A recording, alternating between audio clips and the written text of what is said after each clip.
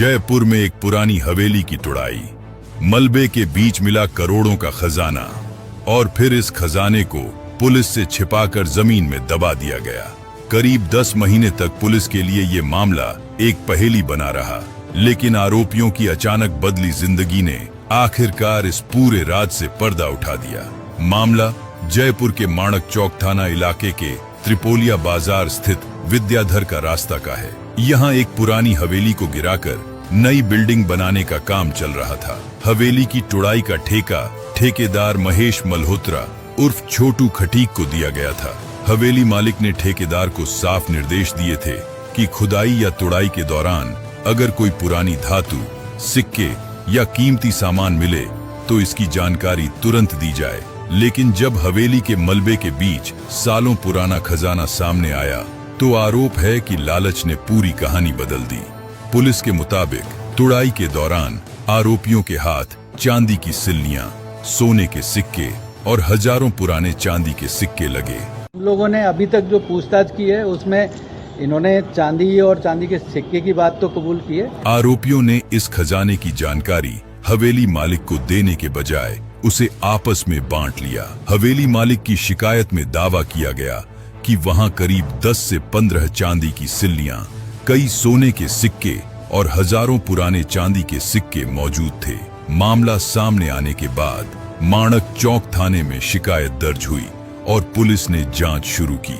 लेकिन पुलिस के सामने चुनौती आसान नहीं थी। घटना को करीब 10 महीने बीत चुके थे। पुरानी हवेली पूरी तरह जमींदोज हो चुकी थी। मौके पर निर्माण शुरू हो गया था और न तो कोई सीसीटीवी फुटेज बचा था, न ही कोई ऐसा ठोस सबूत जिससे सीधे आरोपियों तक पहुंचा जा सके। ऐसे में पुलिस ने आरोपियों की गतिविधियों पर नजर रखनी शुरू की। जांच के दौरान पुलिस को एक बड़ा सुराग मिला।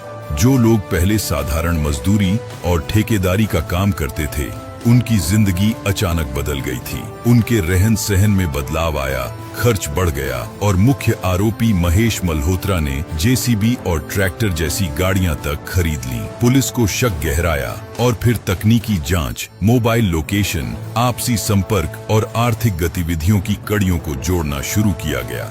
इसके बाद आरोपियों से पूछताछ हुई और धीरे धीरे हवेली के उस गुप्त खजाने की पूरी कहानी सामने आने लगी। पुलिस के मुताबिक आरोपियों ने खजाने का एक बड़ा हिस्सा तुरंत बेचने के बजाय उसे छिपाकर रखने की योजना बनाई थी।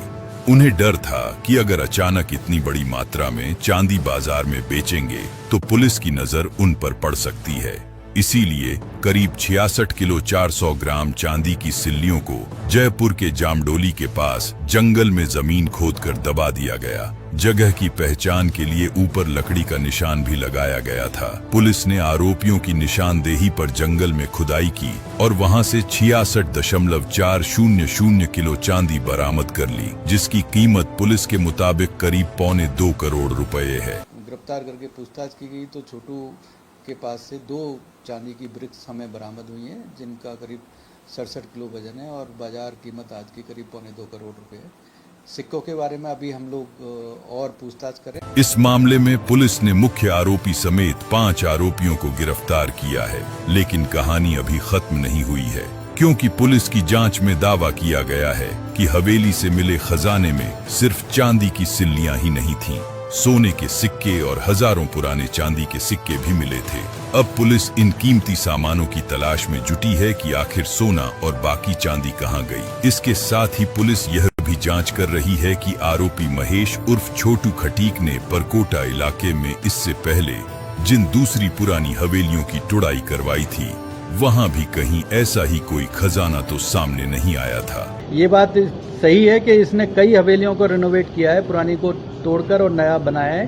तो इस बारे में भी रिमांड के दौरान इससे पूछताछ की जाएगी। अगर ऐसा कुछ मिलता है तो हम आगे और कानूनी कार्रवाई करेंगे।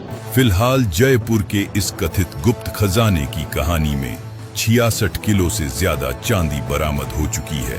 5 आरोपी गिरफ्तार हो चुके हैं, लेकिन पुलिस के सामने सबसे बड़ा सवाल अब भी यही है, हवेली से निकला पूरा खजाना आखिर कितना था और उसमें मौजूद सोने के सिक्के और हजारों पुराने चांदी के सिक्के आखिर कहां हैं। यानी 10 महीने बाद खजाने का एक हिस्सा तो पुलिस के हाथ लग गया है, लेकिन इस रहस्यमयी खजाने की पूरी कहानी अभी बाकी है।